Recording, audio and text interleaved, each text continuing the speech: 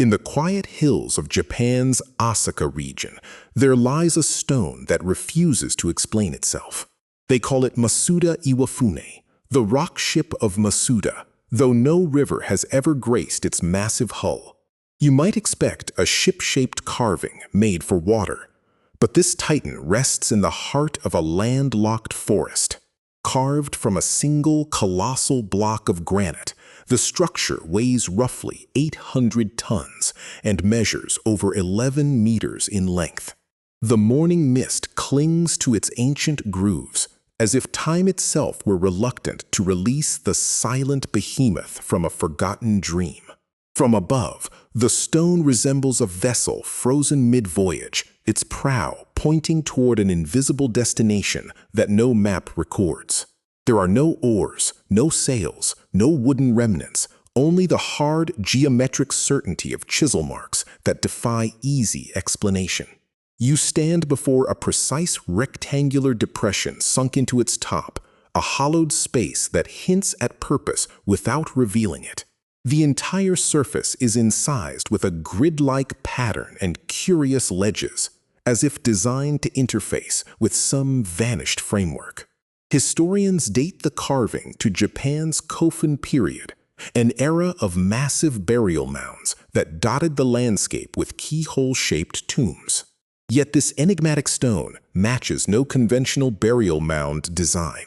Its form is a strange outlier, a question mark carved in granite.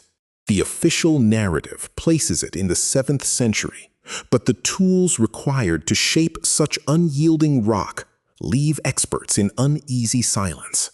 We are told that the ancients used iron chisels, which would have dulled against this granite faster than human hope. To remove the perfectly squared interior basin alone required an obsessive precision that whispers of a technology or patience we no longer understand. When the morning sunlight rakes across the carved channels, shadows pool inside the stone like black secrets that the earth has swallowed whole. Local legend, carried on the breath of generations, claims the stone was a flying ship used by celestial beings to visit the mortal world. Walking around the monolith, you notice two curious rectangular holes piercing straight through the enormous granite mass at its center. Their purpose is unknown: drainage, ritual alignment, or sockets for a mechanism that has long since rotted into the hungry soil. The overall shape of the stone is not flat-bottomed like a typical ship. The underside tapers, making it appear precariously balanced on the earth.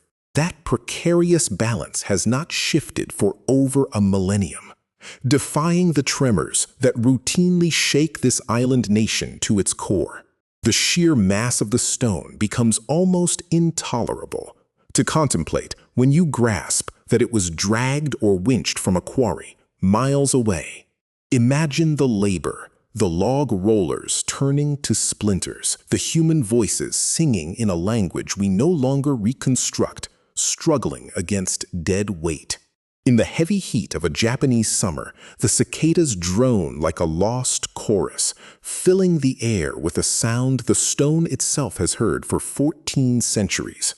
The official records of the imperial court from that period are maddeningly silent. No decree celebrates the carving of this stone ship. Archaeologists, with their precise tapes and careful sketches, stand at the base, measuring what they cannot truly comprehend with numbers alone.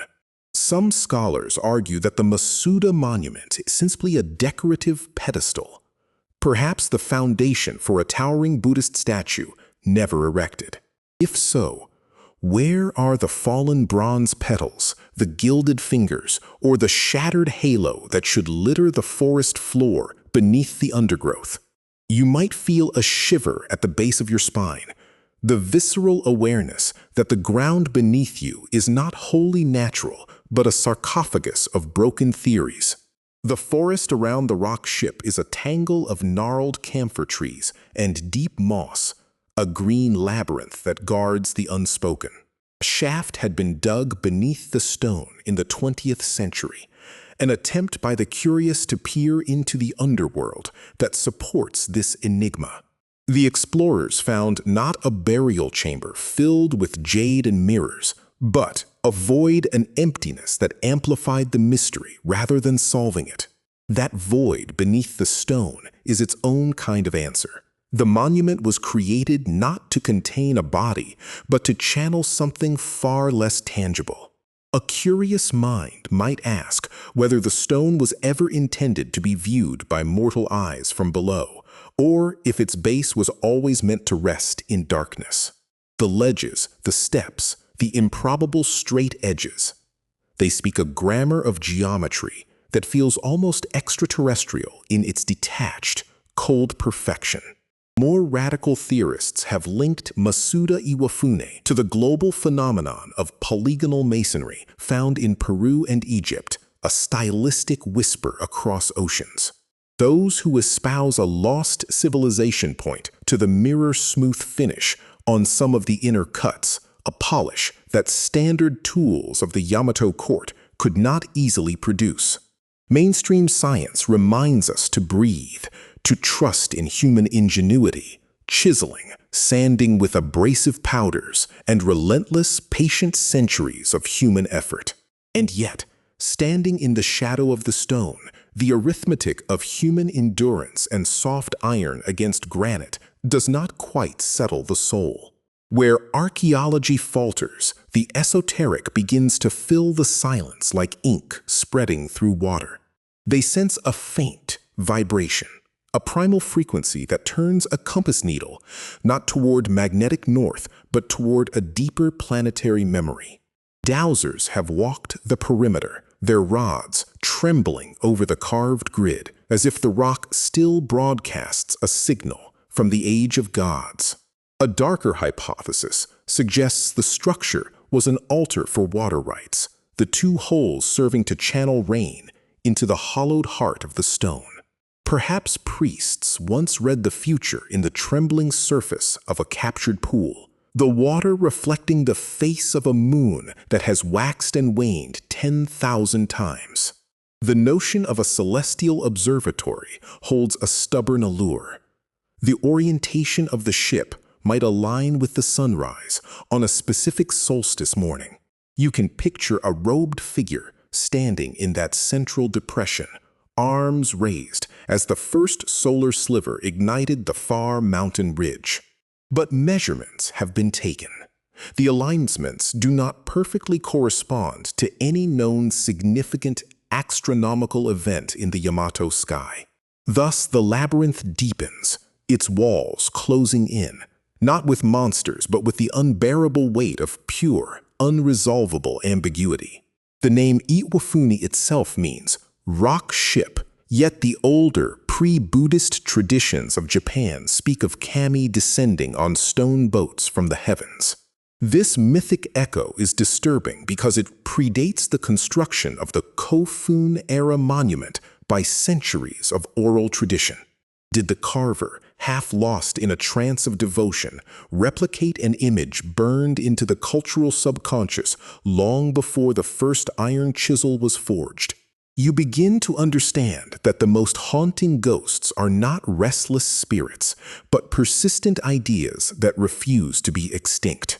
Consider the psychological toll on a modern engineer, forced to admit that without diesel and steel, they could not easily replicate this immaculate, single-block carving. During the Second World War, the Japanese military is rumored to have conducted secret surveys, suspecting the stone might house a hidden chamber of strategic value. Whatever they found, or failed to find, was buried deeper than the granite socket, sealed in the classified size of a nation at war. You might imagine the soldiers, their khaki sleeves dark with sweat, listening to the echo of their own hammers inside the stone's empty heart. The search for truth here becomes a fever, a quiet obsession for independent researchers who arrive with ground-penetrating radar and leave with digital files full of static ghosts. That gray modern apron is its own kind of scar. a mark of our fear that the ancient enigma might shift and shatter before we have decoded its final message. Graffiti has also marred the lower reaches. Tourists carve initials into the ageless skin of a puzzle, desperate to leave a trace upon the incomprehensible. Those shallow scratches are a testament to the human need to participate in the sacred, even if only through violation. The answer lies, perhaps, in the very character of Japan, a culture that often enfolds its deepest anomalies in a cloak of quiet preservation and sacred silence.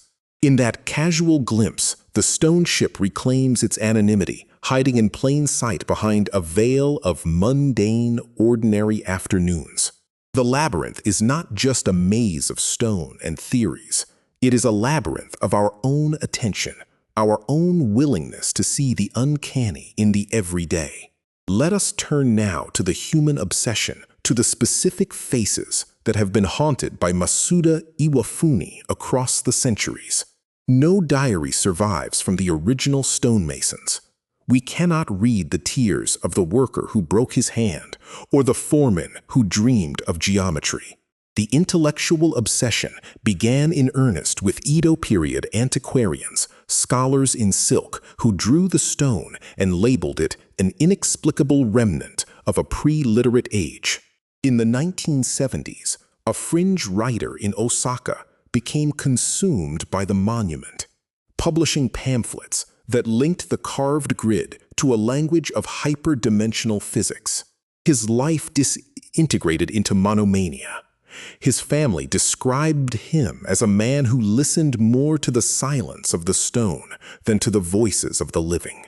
There is a specific madness that stalks those who try to definitively solve a true mystery, a spectral illness born from the friction between logic and the impossible. You can feel its seeds being planted in your own chest as the shadows lengthen across the carved basin, and you realize you are no closer than anyone before you. Modern Japanese artists have filmed the stone under ultraviolet light and captured deep, phosphorescent traces of mineral deposits that seem to map an internal flow. Those glowing maps are ambiguous, beautiful, and ultimately mute, offering no translation key, only a topography of a hidden internal reality. Psychologists who study pareidolia warn that the human mind is a meaning-seeking machine, imposing ships and altars onto natural or semi-natural formations. But you only need to run your hand along the straight edge of an interior cut to know this is not pareidolia. This is imposed will. The cold, granular solidity of the granite under your palm is the closing statement of a case that will never reach a final verdict. The obsession endures because the stone ship is a mirror. It reflects back our deepest anxiety about the fragility of memory and the impermanence of purpose. If a civilization can forget the meaning of an 800-ton carving, what chance do our own digital sculptures have of being understood in 2,000 years? The sun now sinks toward the ridge, and the forest darkens from green to indigo, wrapping the stone in a shroud of nocturnal ambiguity. A light fog begins to rise from the damp earth, swirling around the tapered base and making the giant granite mass appear to float above the ground. In this twilight hour, the illusion of the flying ship becomes almost unbearable, a trick of physics that mocks the solidity of the rational world. You realize that the ancient carvers chose this precise location not for a view, but for the manner in which the fog would animate their dead monolith. They engineered an optical resurrection that occurs every time the wet season meets the cooling dusk, a performance scheduled for 1,400 years. The grid pattern on the surface, which in daylight seems like a simple decorative motif, now resembles a star chart projected onto the skin of the void. There is a comfort in believing history is a solved puzzle until you stand at the edge of this silence and hear the faint rumble of an express train passing by. The modern world and the ancient Enigma collide for a split second, metal wheels on a track beside a stone that has outlasted every single passenger who has ever glanced at it. We tell ourselves that time reveals all things, that eventually scholarship will catch up and chisel a neat label into the granite base. But time does not reveal. Time erodes.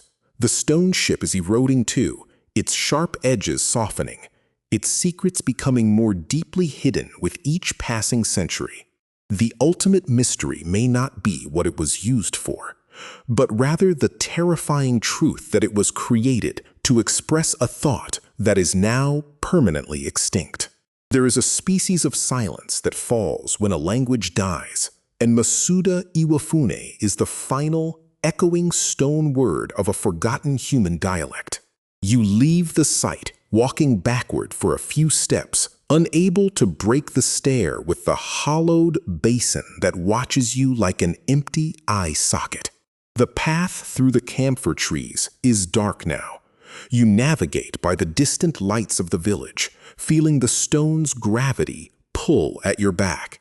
The rock ship of Masuda remains anchored in our reality, sailing nowhere, its unreadable hull forever pointed toward the horizon of what we are still too primitive to comprehend.